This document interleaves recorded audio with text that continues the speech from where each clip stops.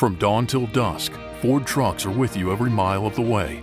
And we'd like to say thank you, Farm Bureau, for your partnership and support to help make Ford F-Series the best-selling pickup in America once again. Where are we in agriculture in Michigan right now is kind of one of those things where we're at a precipice, you could say. Kind of one of those situations where, what do we see happen over the next few years? We've got an increase in input costs. We know we're going to have an increase in borrowing costs. All of these things are kind of taking place from a farmer standpoint and agriculture standpoint. And what does that mean? Currently, we have higher prices than what we would typically see. So there's a little bit of ease, a little bit of breathing easier, you could say, because you feel like you can book margin with where the prices are, even with that increase in inputs. But obviously, the biggest worry is what happens over the next 6, 12, 18 months, and where do we go? But I'd say agriculture industry in Michigan as a whole, we're really kind of cementing ourselves in as a national big-time producer. We had a record corn crop in the state last year, and hopefully we're on track to do the same this year. How did we get here into the scenario that we're in here in agriculture? I had thought we would see ourselves as calling it a perfect storm late last year. We'd had production shortages, we'd run into some issues with inflation trade, outside money interest kind of coming into commodities on the idea that inflation had to take place. So you saw this huge influx in cash, pushing prices higher. And then we saw that coupled with, of course, some production issues due to a multi-year La Nina event, working towards our third year of dealing with La Nina, actually.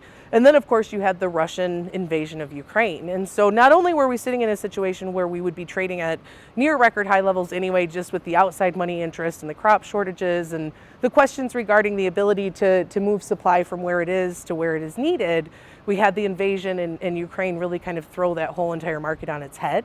And so now here we sit needing to solidify not only a solid year of South American production to finish this summer, but going into next year. And then we also have to make sure that the U.S. crop is as big or bigger than what's currently anticipated, and that we're able to really kind of meet that global demand.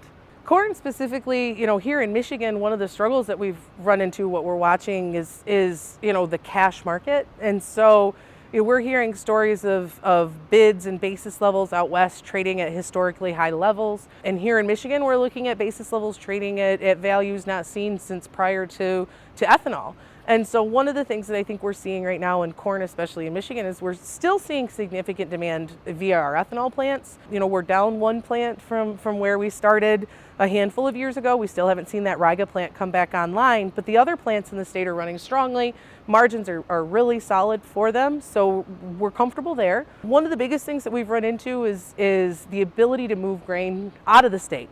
And so traditionally we would see a lot go into Ontario, but this year we ran into a situation where Ontario had a record large crop as well. They had a huge increase in wheat available to be fed due to a low quality crop last summer, similar to what we saw here in Michigan, and it reduced a lot of that demand. Coupled with that, we've seen really poor rail performance and some changes in the railroads that we're working with some concern over the CN possibly looking at striking and some other things that have taken place. And so we're kind of awash in corn currently here in Michigan, or at the very least it feels that way. We're still watching what production will look like for next year. Obviously we're very dry right now, have been for the last couple of weeks after a really wet start to the season. And so the concern is that we don't see that rain develop that's forecast for after the 4th to show up. So really when it comes down to it, we're watching what the weather will do for production, and then really watching what we see happen with demand, and then hoping that we can see some sort of resolution to the logistical challenges that we're seeing, both on rail and in truck. And until we see those, we're probably going to see somewhat of a depressed cash market versus what we're hearing in other locations.